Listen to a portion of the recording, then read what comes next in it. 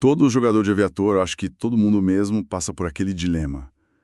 Aquele segundo que define tudo, sabe? Totalmente. Confiar na intuição, naquele feeling de que o avião vai mais alto, ou seguir um método frio, calculado. É uma batalha interna, né? A cada rodada. E é sobre isso que a gente vai falar. Hoje a gente vai fundo em umas fontes que não só defendem que existe um método, mas que ele está ficando, cada vez mais sofisticado. Exato. O ponto de partida do material que a gente analisou, que é um guia de estratégia técnica e também uma nota sobre novas ferramentas, é bater de frente com essa ideia de que aviator é só sorte. Ah, o que todo mundo pensa. A proposta é bem ousada. Tratar o jogo não como uma loteria, mas sim como um sistema.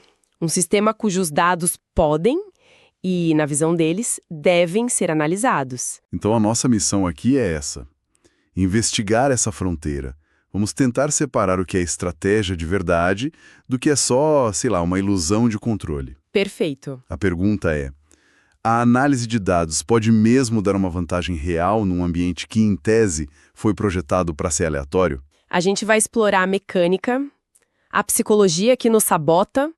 E as ferramentas que prometem decifrar esses segredos. Exato. E só para deixar claro, né, a gente não tá aqui para dar dica de aposta nem nada disso. De forma alguma. O nosso objetivo é dissecar o que as fontes dizem sobre essa busca por uma vantagem analítica. Entender os argumentos e as ferramentas que estão surgindo nesse universo. Ok, vamos começar a desvendar isso então.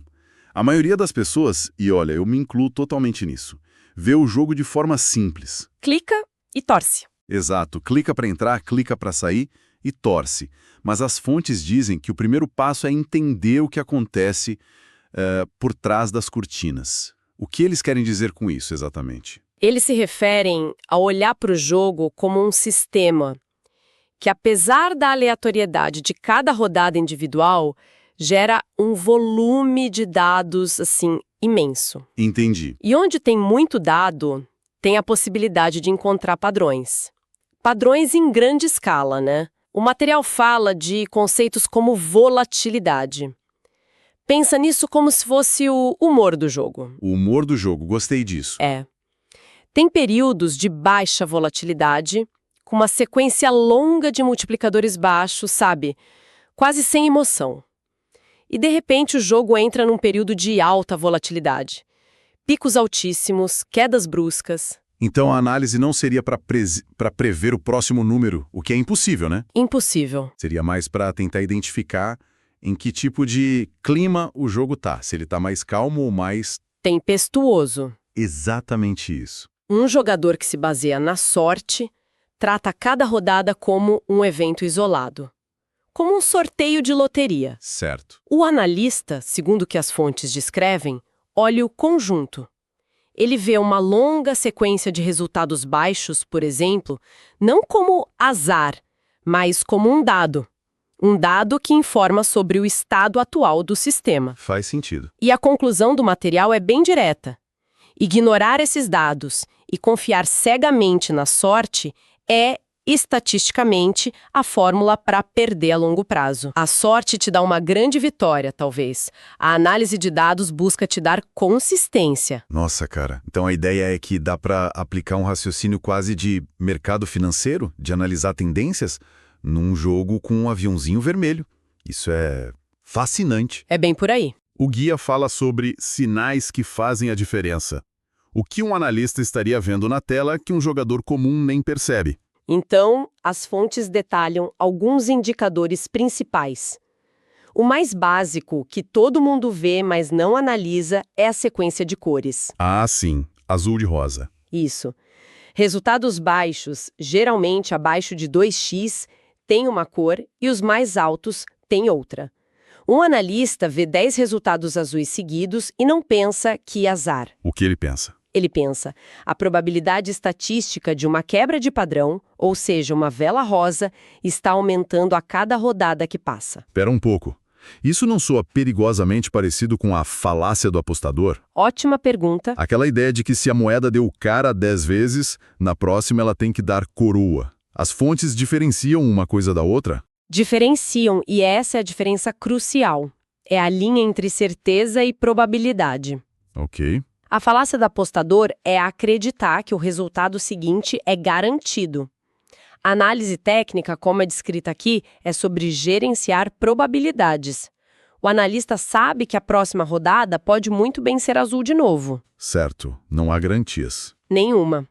Mas ele entende que uma sequência de 11 azuis é estatisticamente mais rara que uma de 10.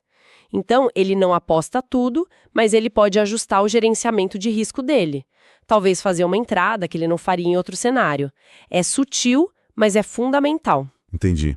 Não é uma previsão, é um ajuste de risco baseado em anomalias estatísticas. O que mais eles observam? Outro indicador importante é o tempo médio de explosão.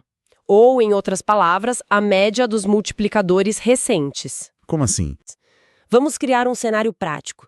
Digamos que os últimos resultados foram 1,2x, 10,5x, 2,1x, 1,8x. Uma bagunça de números. Exato. Eu vejo o caos. O que um analista faz com isso? Primeiro, ele calcula a média, que nesse caso seria, sei lá, algo em torno de 4,3x. Isso já cria uma âncora para ele. Uma âncora. Em vez de entrar na próxima rodada sonhando com 100x, ele pode definir uma meta de saída mais realista e disciplinada, talvez em 3,5x ou 4x. Ele está usando dados recentes para calibrar as expectativas e a estratégia de saída. Ele tira a pura emoção da jogada. Isso já transforma a aposta de um palpite cego para uma decisão com uma meta baseada em dados. E sobre as tais zonas de risco que eles mencionam? Isso vem da leitura do histórico. Ao olhar centenas de rodadas, o analista pode começar a identificar tetos e pisos de comportamento. Padrões de novo. Exato. Por exemplo, a fonte cita um padrão observado por alguns. Depois de um multiplicador extremamente alto, tipo 150x, o jogo tende a entrar num período de baixa volatilidade. Muitas quedas abaixo de 1,5x. Ah, interessante. Essa zona pós-pico se torna uma área de alto risco para quem busca lucros maiores.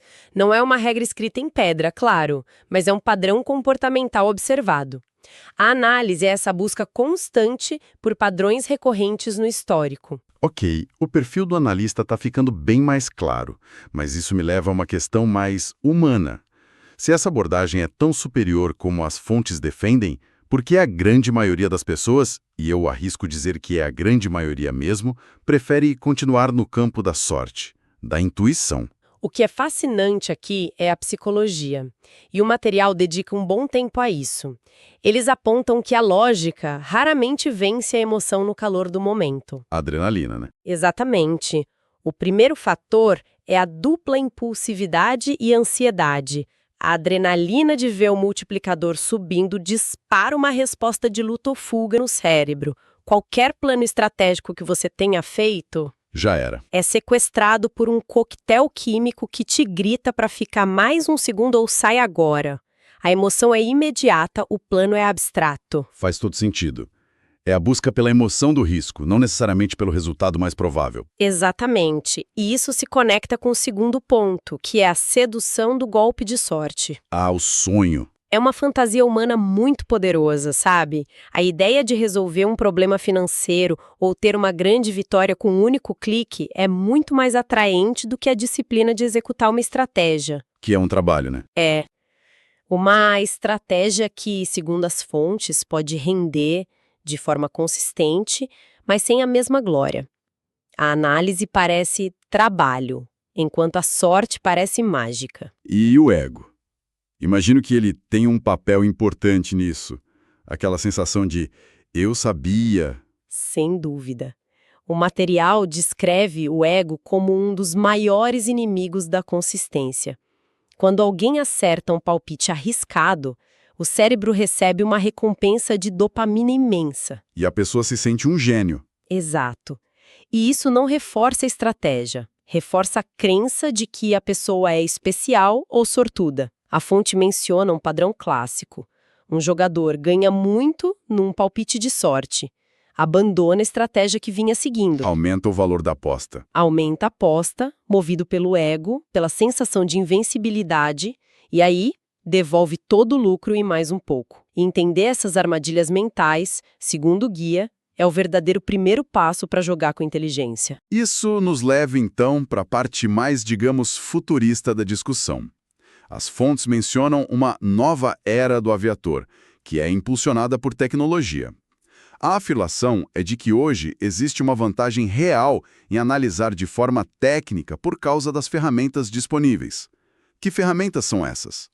A gente está falando de robôs que jogam por você? Menos robôs e mais painéis de análise, as chamadas salas de sinais ou dashboards. A segunda fonte que a gente analisou, que é uma nota sobre desenvolvimento, foca especificamente na criação de indicadores visuais. Indicadores visuais? A ideia é traduzir toda aquela análise de dados que a gente discutiu em sinais gráficos simples e instantâneos. Certo, então é como ter um assistente visual te dizendo o que fazer, ou te dando um alerta. Exatamente. A nota descreve alguns tipos. Existem, por exemplo, indicadores de altura da vela, que basicamente rastreiam e exibem a frequência de grandes multiplicadores, 10x, 50x, 100x. Para você ter uma noção do quão raro é aquilo. Isso ajuda o analista a ter uma noção visual de quão frequentes ou raras são essas vitórias espetaculares. Outro tipo são os indicadores de tendência. E esses fazem o quê? Eles, por exemplo, acendem uma luz verde quando o jogo entra numa sequência de resultados altos e uma luz vermelha quando entra numa maré de resultados baixos, tentando automatizar a identificação da volatilidade que a gente falou antes. Isso só é impressionante, mas, no fundo, o jogo não é governado por um gerador de números aleatórios provavelmente justo, um RNG? Sim, é. Como uma ferramenta externa poderia, de fato, prever algo que é, por definição, imprevisível? As fontes abordam esse paradoxo. Elas abordam, mas de uma forma interessante. Elas não afirmam que as ferramentas preveem o número exato. A lógica delas é a mesma da análise técnica. Elas não preveem, elas sinalizam probabilidades com base no histórico. Ok, sempre voltamos ao histórico. Sempre. E é aí que entra o indicador mais controverso e intrigante mencionado na nota. Que é? Um suposto indicador de cálculo que prevê a próxima vela rosa. Opa, agora sim parece mágica. Prever a próxima vela rosa? Cara, como isso seria possível? Pois é.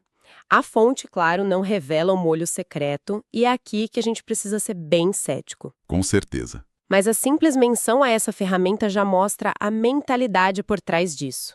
Mostra uma crença quase absoluta de que o algoritmo, embora aleatório, pode ter padrões ocultos ou ciclos que podem ser decodificados com um poder de processamento suficiente. Uma corrida armamentista de dados. Exato, a gente não pode validar se funciona, mas a existência dessa busca já diz muito sobre até onde essa corrida tecnológica está indo.